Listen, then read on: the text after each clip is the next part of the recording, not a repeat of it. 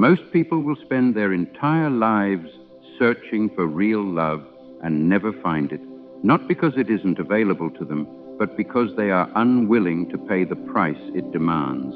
And I want to be honest with you about something from the very beginning, because I think honesty is the only thing worth offering anyone.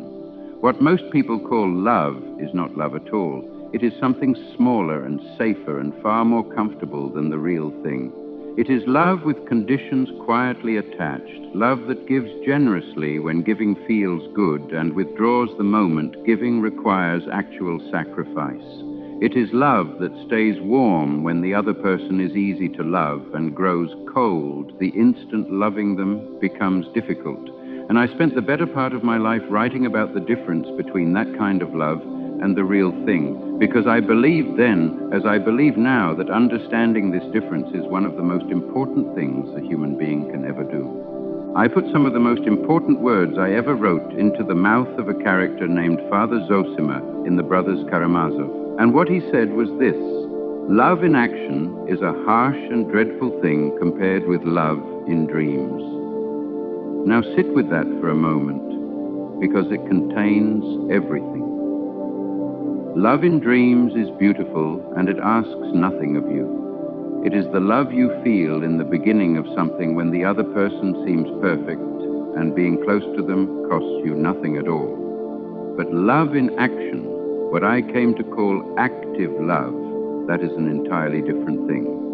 That is showing up for another person on the days when every part of you would rather not.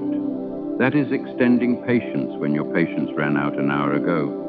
That is choosing to remain present with someone in their darkness when the easier and more comfortable option is to step back and protect yourself. That is labor, that is fortitude, and that is the only kind of love that actually transforms anything.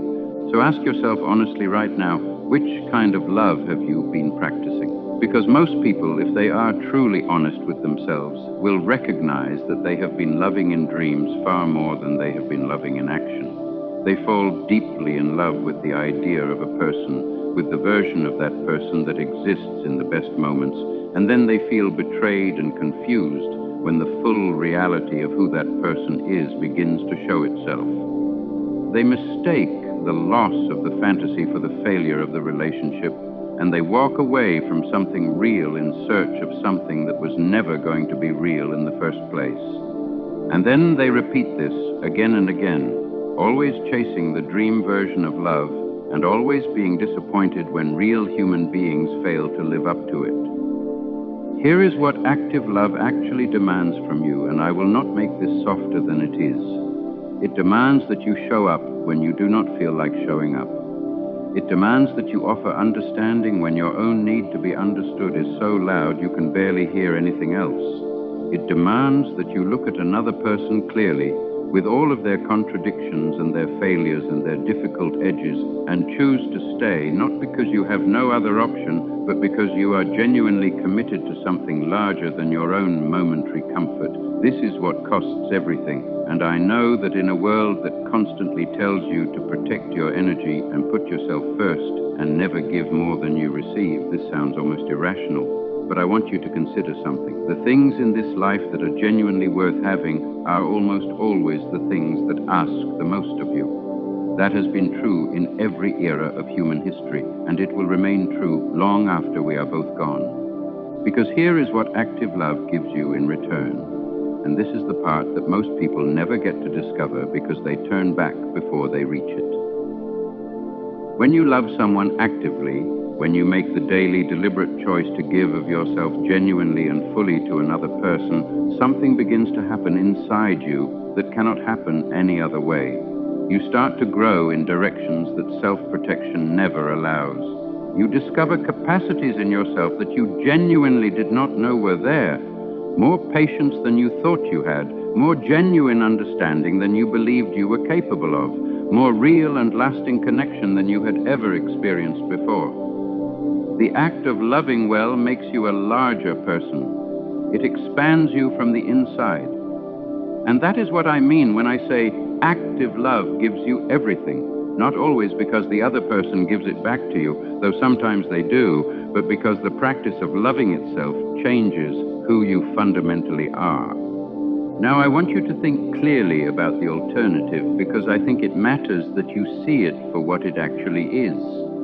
The person who spends their life protecting themselves from the cost of active love does not avoid suffering by doing so. They simply choose a different kind of suffering, and in many ways it is a harder kind. The suffering of permanent distance from other people. The suffering of never being truly known by anyone. The suffering of relationships that stay on the surface forever because both people are too guarded to allow anything deeper. The suffering of arriving at the end of a life and recognizing that you held yourself at a careful distance from the very thing that would have made you feel most alive.